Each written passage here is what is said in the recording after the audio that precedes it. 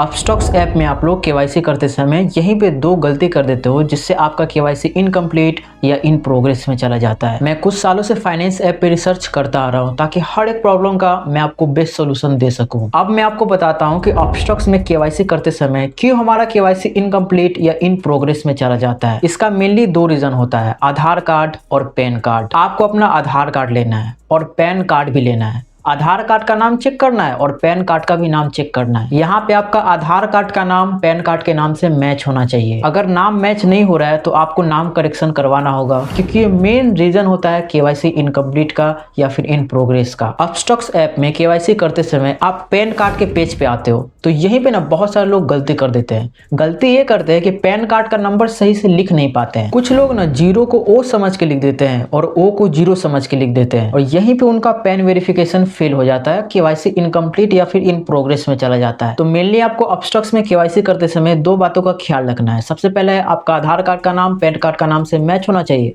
और दूसरा ये है कि आप अपना पैन कार्ड का नंबर सही सही लिखिएगा। अगर आपको पता नहीं चल रहा है कि पैन कार्ड में जीरो लिखा है या फिर ओ लिखा है तो कहीं पे अगर आपका पैन कार्ड का नंबर हो तो आप कॉपी करके भी डाल सकते हो। इतना करने के बाद अब मैं आपको ना अपस्टॉक्स ऐप में लेके चलता हूँ। मैं चाहता तो आपको पूरा केवाईसी प्रोसेस करके आपका टाइम बर्बाद कर सकता था, बट मैं ऐसा चाहता नहीं हूँ। बट अगर आप फिर भी पूरा केवाईसी प्रोसेस देखना चाहते हो तो मैंने इस पे एक वीडियो बनाया है, आप लोग वो जाके देख सकते हो। आराम से आपको हर कुछ समझ में आ जाएगा। तो मैं आ चुका हूँ अपस्टॉक्स ऐप के अंदर और पहले तो मैं प्रोफाइल पर चला जाता हूँ और यहाँ पे आपको मेरा नाम दिख रहा होगा। आपको अपने नाम पे क्लिक करना है। आपको ना क्रोम साइट खुल जाएगा, ठीक है ना।